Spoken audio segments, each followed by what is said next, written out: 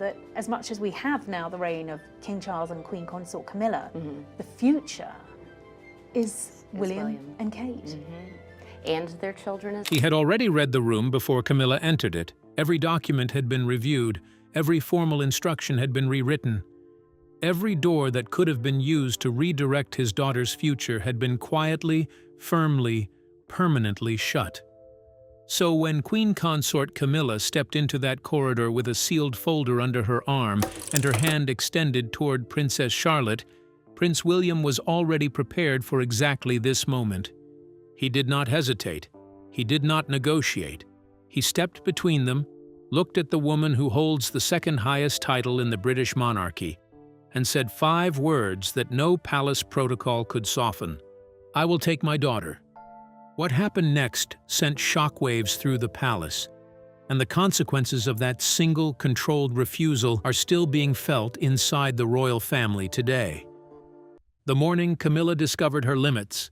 It was a sunny afternoon at Windsor Castle, the home that has stood as a symbol of British royalty for centuries. But this wasn't a formal royal event with grand speeches and glamorous outfits. Instead, it was a rare family gathering, meant to be relaxed and carefree. For the first time in ages, the royal family had the chance to spend time together without the pressure of public eyes or stiff ceremonies. The scene was set in the castle's beautiful gardens, where the sunlight filtered through the trees, casting soft shadows on the lush green lawns. The air was filled with the sound of birds chirping and the distant laughter of children playing. It seemed like the perfect escape, a moment to be just a family. The gardens were filled with picnic blankets, soft drinks, and the occasional burst of laughter. There were no tiaras or formal uniforms, just simple joys. At the heart of the gathering were Prince William, Kate, and their children, Prince George, Princess Charlotte, and Prince Louis. The young royals were full of energy, running and playing near the flower beds. George, as always, was full of confidence, leading the games with the quiet authority of an older sibling.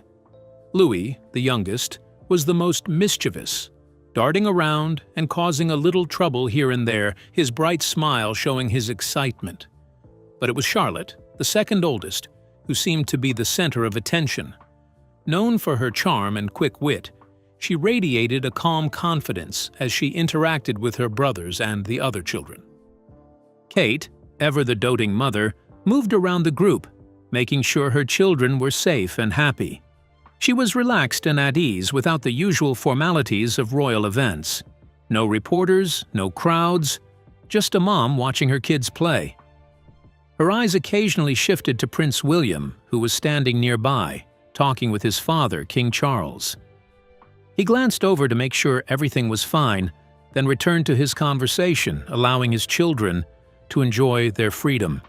Alongside the Cambridge family was Camilla, the Queen Consort, who had brought her granddaughters, Lola Parker Bowles and Eliza Lopez. Though not officially royal, Camilla's grandchildren had started making appearances at more royal events in recent years. The family was slowly becoming more integrated into royal life, attending high-profile events like the coronation, and this informal gathering was no exception. Lola and Eliza, though they didn't have the royal blood, were learning the ways of the family, showing up for these quieter occasions and gaining their share of attention. Everything seemed perfect. A peaceful day in the royal gardens, free of the usual palace politics. But little did anyone know that this day would soon be remembered for something far less serene. The calm atmosphere was about to shatter, setting the stage for a royal conflict no one saw coming. The Covenant Trust, a legal fortress built in secret. Now we need to talk about the legal architecture that made this transfer possible, because it is as extraordinary as the estate itself. The Cedar Estate does not fall under the Crown Estate. It does not fall under the Duchy of Cornwall. Instead, it exists under a private legal mechanism called a Covenant Trust, created in 2020, filed under Charter Seal 0142, and witnessed by the Queen's personal solicitor, a constitutional advisor, and a notary from the Royal Archives. The trust came equipped with a delayed activation clause, designed to trigger only after two specific conditions were met: the conclusion of the Queen's state funeral and the moment Prince William was publicly recognized as heir to institutional responsibility. Both conditions have now been met. The official statement confirmed it plainly. Under the terms of the sealed covenant trust executed by Her late Majesty Queen Elizabeth II in 2020, the property known as the Cedar Estate shall pass in full and exclusive guardianship to His Royal Highness, the Prince of Wales, effective immediately. Simple words. Irreversible consequences. But here is where the story shifts from inheritance to confrontation, because not everyone received this news with grace. The private confrontation. This is the moment the conflict stopped being about paperwork. No aides were present. No private secretary sat nearby to manage the language. Camilla entered the room carrying the altered trust papers. William waited beside a table with Charlotte's induction file already open in front of him. For years, these two had managed their uneasy coexistence through careful distance and the buffer of palace protocol. There was always a ceremony between them, always an aide filtering the tension, always a public occasion requiring both of them to present a composed surface. Now, there was nothing between them but a table and a decision that could not be deferred. Camilla placed the revised papers down and kept one hand resting on top of them. Her name had been removed from every page, every line covering Charlotte's trust sponsorship, ceremonial instruction, and private advisory structure. Every formal arrangement deciding who could guide the young princess through future royal duties. She looked directly at William and asked a question that exposed exactly how deeply the erasure had wounded her. Was I ever meant to be told? William closed the open file in front of him with deliberate calm. You were meant to respect the boundary, he replied. She had expected resistance. She had not expected him to speak as though her involvement had crossed from ambition into threat. Camilla argued that decades of royal service had earned her the right to help prepare the next generation. She said that excluding her so completely undermined the authority of the Queen Consort, the title held by the monarch's wife as his senior companion and partner in royal life. William did not soften. He said Charlotte was not a symbol to be positioned, trained, or claimed by anyone seeking to secure their own place in the monarchy's future. Camilla insisted she had only ever tried to protect the princess. William leaned forward. Protection begins by asking her parents. The silence that followed was, by every account, absolute. Then Camilla revealed something that changed the entire shape of the argument. She disclosed that Charles, the king himself, had once privately encouraged her to provide continuity for George and Charlotte if the monarchy entered a period of instability. She believed that assurance from the monarch himself gave her a foundation for the advisory role she had been pursuing. William's response was immediate. He demanded to know whether the king had formally approved the trust proposal itself.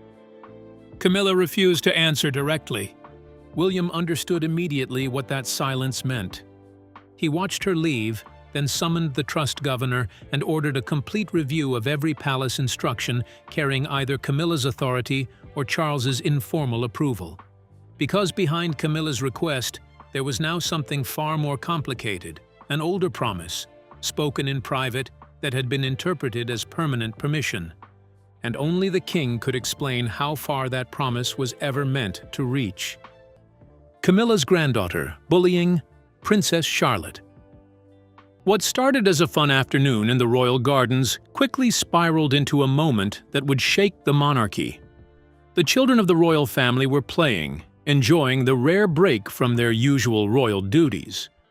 But suddenly, Princess Charlotte, who was known for her calm and confident nature, became the target of a cruel remark. It was Camilla's granddaughter, Eliza Lopez, who made the cutting comment. At first, it seemed like an innocent jab about Charlotte's curtsy, a playful comment about how she moved or how she was dressed. But Eliza didn't stop there. In a moment that seemed to come out of nowhere, she said, "Your mummy is just pretending to be queen. Mine is the actual one." The words hit hard. It wasn't just a comment about Charlotte, it was a direct challenge to her mother, Kate, and her future role as queen. In that instant, the atmosphere of the garden shifted from light-hearted play to something much darker. Charlotte, always confident and poised, suddenly looked stunned. Her face turned bright red, and before anyone could react, she began to cry. Her tears weren't just from the words, but from the hurt behind them. She turned and ran straight into her mother's arms, shaking and distressed. It was a heartbreaking sight. The royal family, usually composed and untouchable, suddenly seemed very vulnerable. Charlotte, the young girl with her grandmother Princess Diana's calm beauty and charm, had been reduced to tears by a thoughtless remark. Kate, ever the composed figure, was visibly shaken by what had just happened. Kate immediately wrapped Charlotte in her arms, pulling her close. The protective mother instinct took over. She whispered comforting words to Charlotte, trying to soothe her, but there was also a simmering anger behind her calm exterior. This wasn't just a childish squabble. It was personal. And then Prince William, who had been speaking with King Charles, noticed the scene. He stopped mid-sentence, his attention shifting instantly to his wife and daughter. He could see that something was wrong. As Charlotte clung to Kate, her face tear-streaked, William's protective side took over. His eyes narrowed, and without hesitation, he walked toward them. "What happened?" William asked, his voice firm with concern. Kate quickly explained, her voice low but steady, sharing the hurtful words that had been said. William's face hardened. His reaction was immediate, and it was clear. No one, not even a member of Camilla's family, was going to mistreat his daughter and get away with it. As Kate comforted Charlotte, a sense of determination washed over William. This was not just a minor incident, it was an attack, and he wouldn't let it slide. The stage was set for a royal confrontation that no one had anticipated. Least of all, Camilla. The moment the gates didn't open. The palace entrance had always been a place of quiet order, where movements were smooth, expected, and rarely questioned. On that afternoon, everything followed that same familiar rhythm, until it didn't. As the gates stood partially open, anticipation lingered in the air. Queen Camilla's daughter approached with the quiet confidence of someone who had never needed permission to pass. Her steps were steady, her expression composed, her expectation clear. Entry was assumed. But just before that expectation could become reality, something shifted. Without warning, Princess Charlotte moved forward. There was no rush in her step, no visible uncertainty. She placed herself directly at the entrance, her small frame now forming a clear and unmistakable barrier. It was not accidental positioning, nor was it the playful wandering of a child. Her stance was firm, her posture deliberate, and her gaze steady in a way that immediately altered the atmosphere around her. Conversations faltered, movements slowed, attention turned. For a brief moment, the scene seemed almost suspended in time. Camilla's daughter paused, clearly not expecting resistance, least of all from someone so young. The hesitation that followed was subtle, but impossible to ignore. She adjusted her footing, as if waiting for the situation to correct itself, as if this interruption would quickly dissolve into explanation or apology. But it didn't. Charlotte didn't move. There was no sign of hesitation in her expression, no glance backward for approval, no indication that she was about to step aside. Instead, she held her position with a calm confidence that felt far beyond her years. The silence between them stretched, growing heavier with each passing second. What could have been dismissed as a passing moment began to feel something else entirely, something intentional. The message, though unspoken, was clear. This was not about confusion or miscommunication. It was not a mistake. The way Charlotte stood there, composed, unshaken, suggested awareness, control, even a quiet kind of authority. and that was what made the moment so striking. It didn't carry the unpredictability of childish behavior. It carried the weight of a decision. Around them, the reaction was immediate, though restrained. Members of the household exchanged quick, uncertain glances. Some seemed amused at first, expecting the tension to break into laughter. Others remained still, sensing that something more significant was unfolding beneath the surface, because what they were witnessing wasn't simply a delay at a gate, it was a disruption of expectation. For Camilla's daughter, the moment became increasingly difficult to navigate. Her initial confidence gave way to visible uncertainty. She stood there, caught between reacting and waiting, unsure whether to challenge the situation or allow it to pass. And still, Charlotte remained exactly where she was. Unmoving, unapologetic, completely in control of the space she had claimed. What began as a routine entrance had transformed into something far more revealing. The gate, once just a physical boundary, now felt symbolic, representing something unspoken about presence, about positioning, about who could decide when a line could be crossed. And as the silence deepened and the tension quietly spread, one thing became impossible to ignore. This was not just a moment. It was a statement still unfolding. What seemed like a simple entrance quietly unraveled into a powerful signal, turning a gate into a symbol of control, presence, and unseen authority. As silence lingered and tension grew, was this hesitation accidental, or a deliberate message still unfolding before everyone watching? Stay with us. The role of Prince William. As soon as William saw Charlotte crying in Kate's arms, everything changed. He couldn't just stand by and do nothing. This wasn't about a simple playground fight. It was personal. His daughter had been hurt, and William was determined to do something about it. Without hesitation, he walked straight to the staff, his face serious. He asked, "What happened here?" His tone was firm, demanding an answer. William wasn't just asking out of curiosity. He was determined to get to the bottom of it. His heart was heavy with concern for Charlotte, but there was also an undeniable anger. The royal family was often seen as a symbol of strength and unity, but now his family was under attack. The staff, clearly uncomfortable with the situation, quickly explained what had happened. They spoke of the cruel remark made by Camilla's granddaughter, Eliza Lopez, about Charlotte's mother, Kate. "Your mummy's just pretending to be queen. Mine is the actual one." The words hit hard, and it was clear to William that this wasn't just a minor insult. It was an attack on his family. His daughter was being targeted, and there was no excuse for it. William's face hardened. He could feel his protectiveness as a father rise to the surface. He wasn't going to let this go. He needed to act, and act fast. He immediately called for a meeting with his senior staff. William knew this wasn't just about a simple scolding or a reprimand. This was bigger.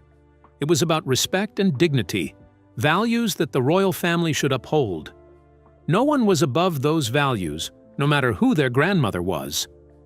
In that meeting, William made his decision. Camilla's granddaughter Eliza would no longer have access to royal events or privileges. No more appearances at royal ceremonies. No more visits to royal estates. Her honorary royal title would be stripped away. It was a shocking move, one that most people didn't expect, but it was one that William knew had to happen. This wasn't an easy decision for William. He didn't take it lightly. It was emotional for him as a father. He wasn't just thinking about the rules of royalty. He was thinking about his daughter's well-being and making sure that she was protected. For William, this was about defending his family and setting a clear example. Disrespecting his children would not be tolerated. The decision was bold, but it was also necessary. William wasn't afraid to take a stand, even if it meant challenging royal traditions. He showed that when it came to his family, there were no compromises. His love for Charlotte and his determination to protect her had led him to make one of the most significant decisions in his royal life, the silence that revealed everything. The stillness at the gate did not break. Instead, it deepened, settling into something far more uncomfortable than anyone had anticipated. What had begun as a moment of interruption now shifted its focus entirely. All attention turned to the reaction unfolding in real time. Queen Camilla's daughter, who had approached with quiet certainty, now found herself standing in a situation she had not prepared for. At first, the change in her expression was subtle. A brief pause, a slight tightening around the eyes, the kind of reaction that might go unnoticed in a different setting. But here, in the controlled environment of a royal entrance, even the smallest shift carried meaning. Her composure, once steady, began to falter in ways that were difficult to hide.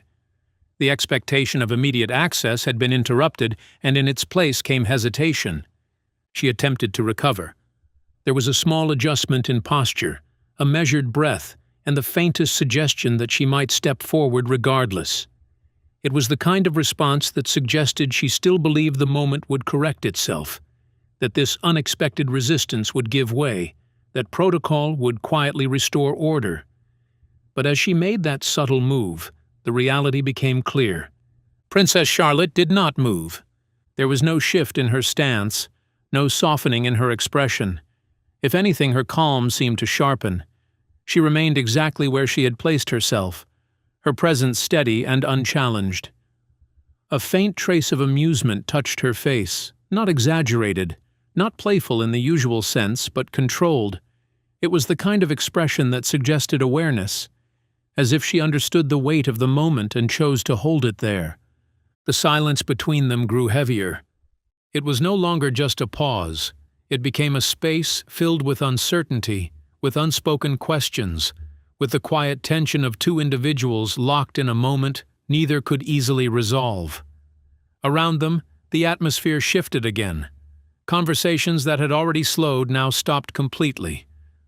Onlookers watched closely, not because they expected confrontation, but because they sensed something more revealing was taking place. Camilla's daughter hesitated once more, caught between response and restraint. There was a visible effort to maintain control, to restore the composure that had defined her entrance. But the longer the moment stretched, the more difficult that became. Her reaction, once measured, now carried traces of discomfort. It was not dramatic, not openly emotional, but it was unmistakable. And that was what made it so striking, because across from her stood Charlotte, unchanged.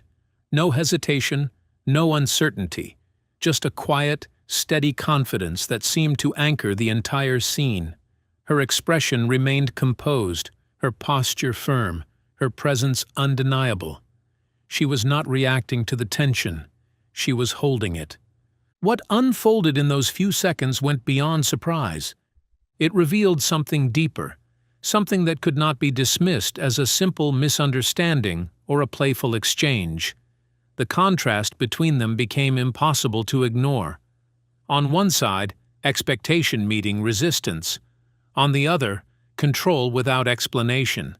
And in that contrast, a subtle imbalance emerged, not one defined by words or titles, but by presence. By the way the moment shifted, by who adjusted and who did not.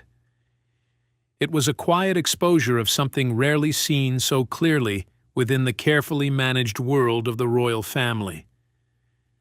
The gate remained closed, the silence remained unbroken, and the reaction, still unfolding, continued to say far more than anyone had expected. In a world defined by protocol, one silent moment revealed more than titles ever could. The gate stayed closed, the stillness lingered, and every reaction spoke volumes. But did this quiet shift expose a hidden truth the monarchy can no longer contain? Keep watching.